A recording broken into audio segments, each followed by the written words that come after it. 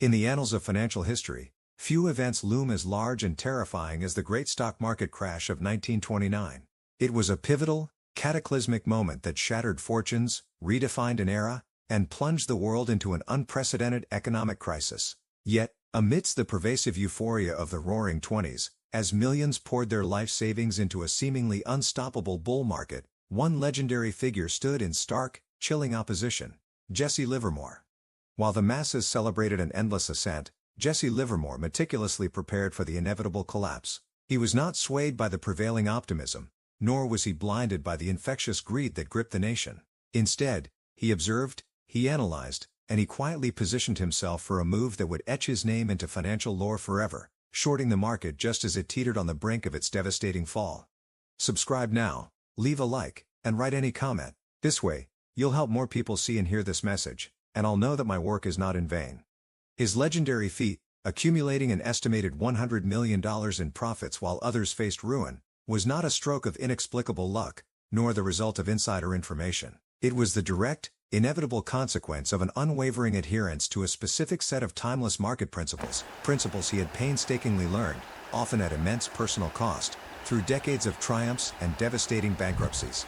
The question that echoes through financial history is not if the market would crash, but how one man possessed the chilling foresight and the iron discipline to time such a monumental event with such precision.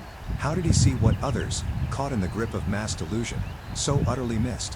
What were the hidden signals, the subtle cues, the methods that allowed him to stand against the tide and profit from universal despair? This video is an exploration of that very question.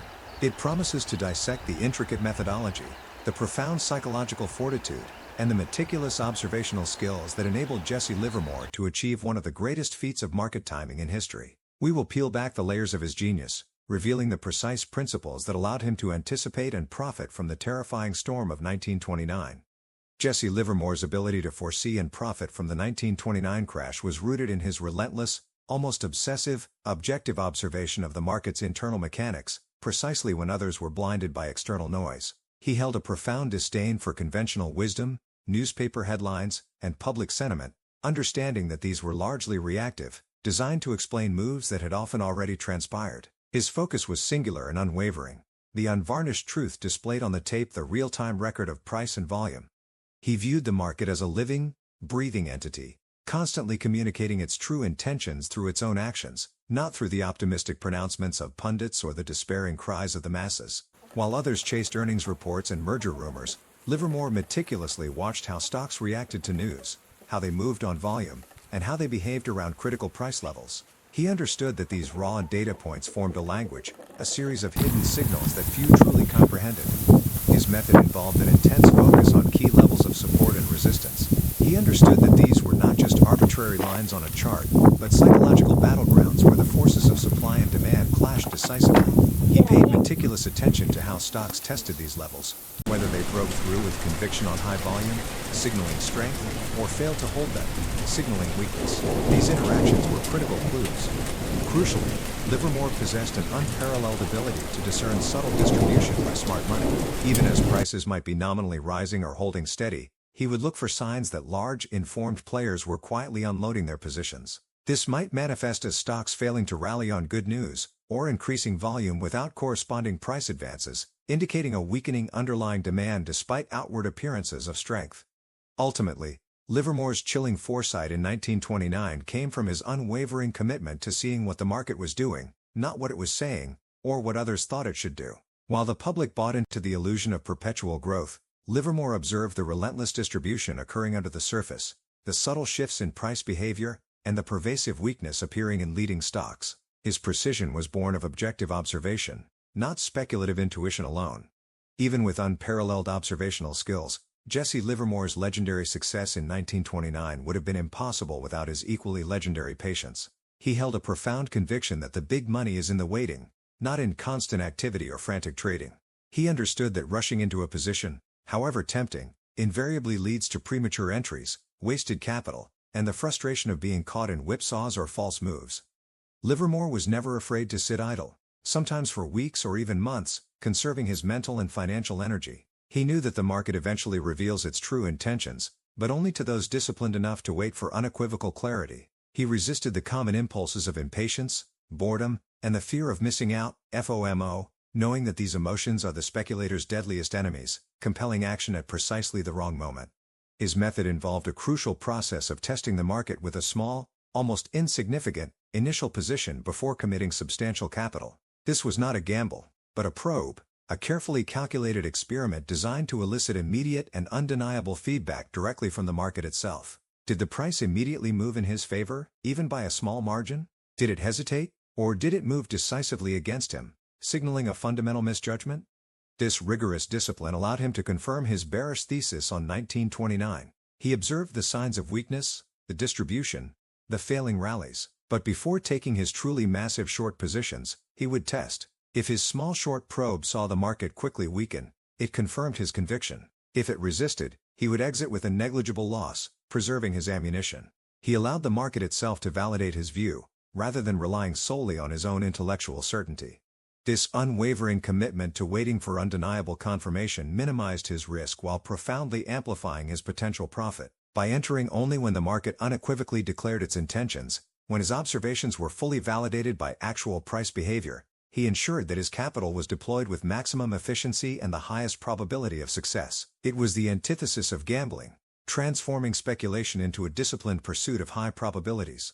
Ultimately, Livermore's astounding timing in 1929 was a masterclass in the power of patience fused with the demand for undeniable confirmation. He did not predict, he observed, he waited, and he acted only when the market itself screamed its next direction. This disciplined patience, cultivated over decades of hard-won lessons, was the silent yet most potent force behind his ability to profit from the greatest market collapse in history.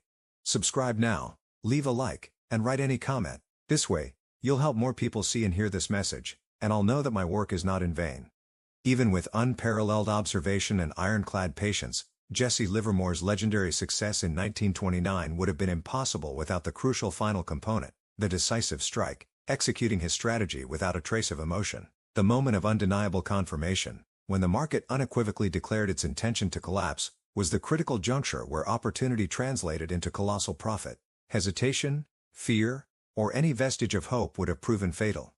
In the terrifying environment leading up to the 1929 crash, as the general public remained gripped by irrational optimism, shorting the market was an act of profound psychological courage. It meant standing against the overwhelming tide of popular opinion, defying the pronouncements of financial leaders, and facing ridicule from those who believed the bull market would never end. Only absolute emotional detachment could enable such a contrarian and precise execution.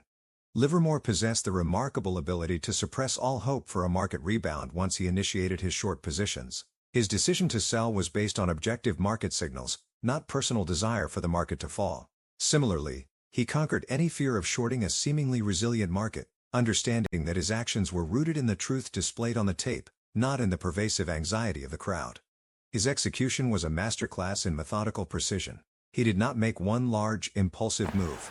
Instead, he systematically scaled into his short positions as the market continued to weaken, adding to his bets only when the price action continued to confirm his bearish thesis. This allowed him to build a colossal position without disrupting the market or revealing his full hand, demonstrating disciplined aggression, not reckless abandon.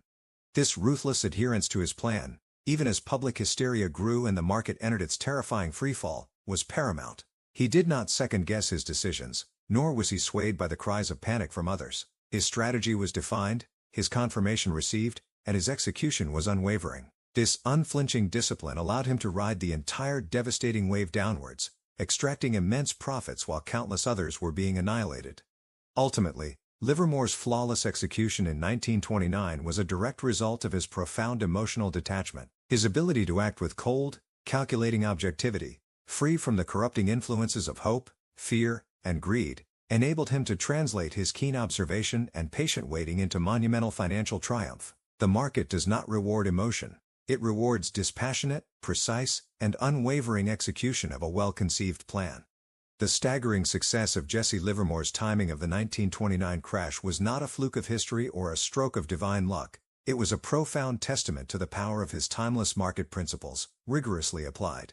His ability to accumulate an estimated $100 million amidst universal ruin served as undeniable proof that the market, however chaotic it may seem, operates by immutable laws that reward objective understanding and unwavering discipline. His triumph was built upon a foundation of relentless, objective observation, seeing the market's true language beyond the deceptive clamor of news and public euphoria. He understood that the market always speaks its truth, and he cultivated an unparalleled ability to discern its subtle signals of distribution, its weakening internals, and its shift in the line of least resistance, long before the general public sensed any impending danger. This profound observation was fused with unwavering patience, the discipline to wait for absolute clarity and undeniable confirmation. He did not predict. He waited for the market itself to scream its intentions. This strategic inaction, this willingness to sit idle while others gambled, protected his capital and mental fortitude, ensuring his capital was deployed only at the most opportune moments, when the probabilities were overwhelmingly in his favor. And finally, his victory was cemented by ruthless, emotionless execution. Once the market confirmed his bearish thesis, he acted with decisive precision, systematically scaling into his short positions, unswayed by hope for a rebound or fear of being wrong. His disciplined adherence to his plan, his willingness to stand against the crowd, and his ability to cut ties with losing assumptions allowed him to ride the entire devastating wave downwards.